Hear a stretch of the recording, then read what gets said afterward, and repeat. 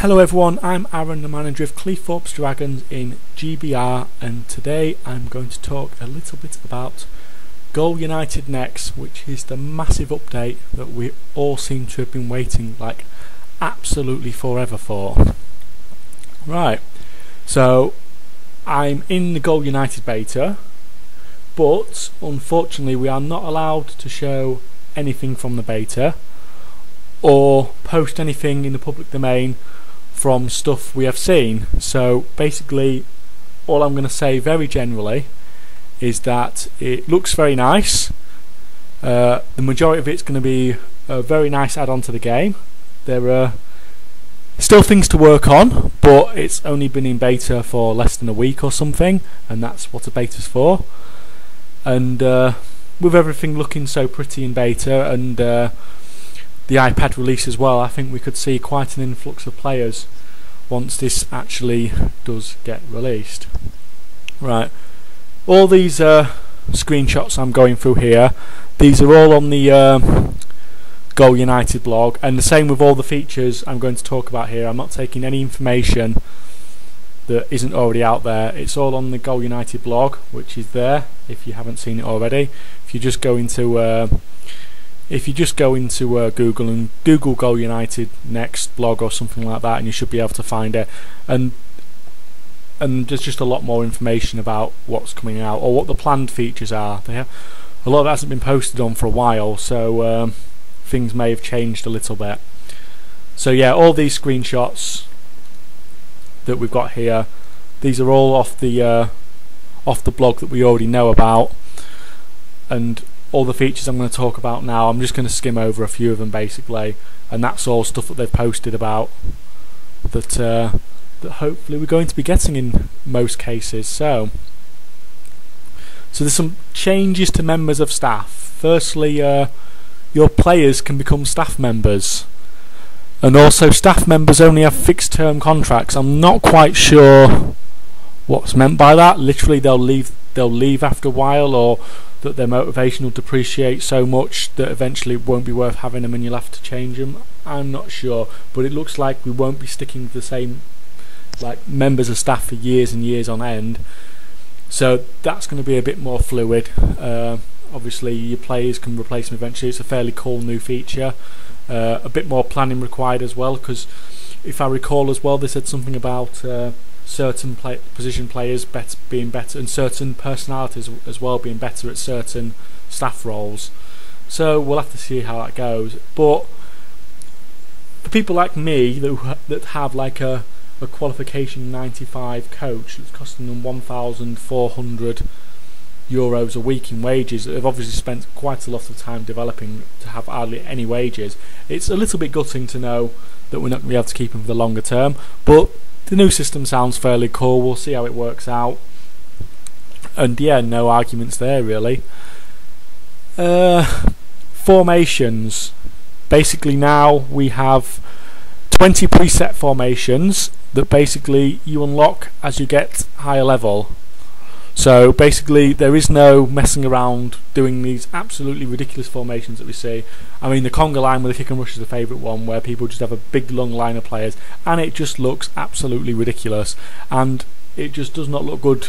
It does not look like a good football management game at all.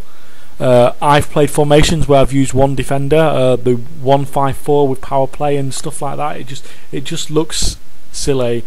I think overall this is just going to look much better, and it's just gonna bring better balance, and tactically it might be more interesting as well, because I don't know, it's not just a case of shove everyone in the middle and shove everyone where you get the bonuses and bits like that. I don't know, we'll have to see how it works out, but overall, just for how silly it looks sometimes, I just think that's going to be a good change. The players going into your youth team will now have their strength revealed as soon as they go into your youth team. This is just an absolutely fantastic change. I play scout cards every now and again, but I'm extremely happy with this change. Those people out there who don't play scout cards at all will be you know, this is just an absolutely amazing change for them. And the only people that are really going to complain, I guess, are those that do play scout cards. They'll still get the advantage of being able to scout 3 players a day and see their strength, but overall this is a really positive change, especially for those of you out there that don't use stars at all. It's going to really help bring your youth squads along. So player training emphasis and no longer switch positions.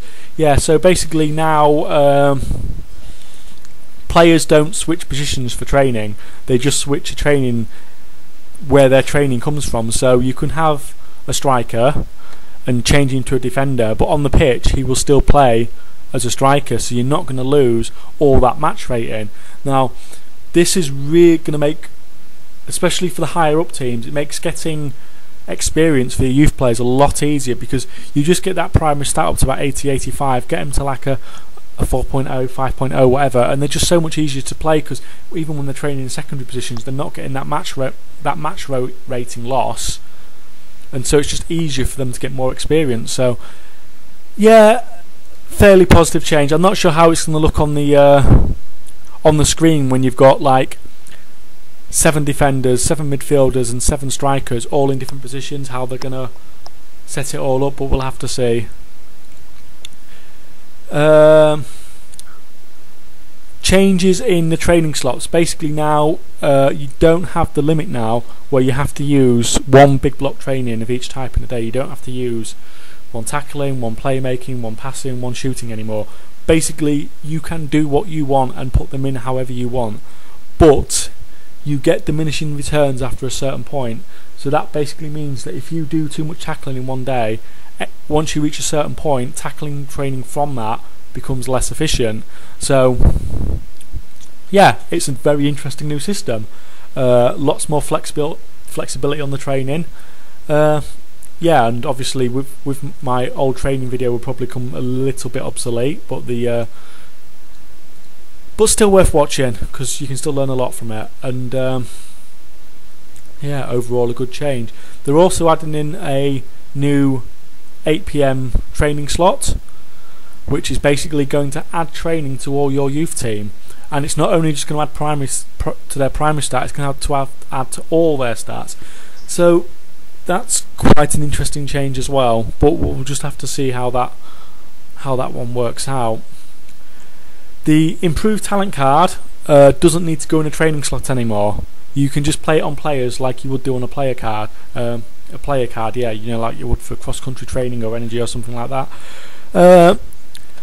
Yeah, this is good if you're someone that wants to get talents up, because it's just going to make it so much easier. You don't have to worry about putting them in that training slots anymore. But the problem is, because now it's going to be so easy to put talents on, it's going to be needed so much more because of that. Because it's, with it being easy to do, there's going to be a lot more players out there with it, and if you can't do that on your players, then obviously you're going to be behind. So this is a change that is probably not working out so well for the free-to-play players, and a lot more for those that do use stars.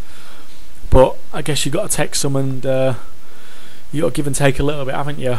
And talking about the free-to-play players, the training's changed now, so you can now set it 2 days ahead.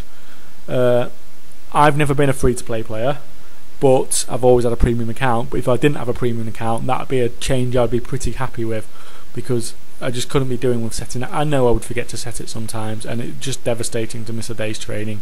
So yeah, a good change overall. So basically I just quickly ran through a few of the changes that we're going to be expecting there.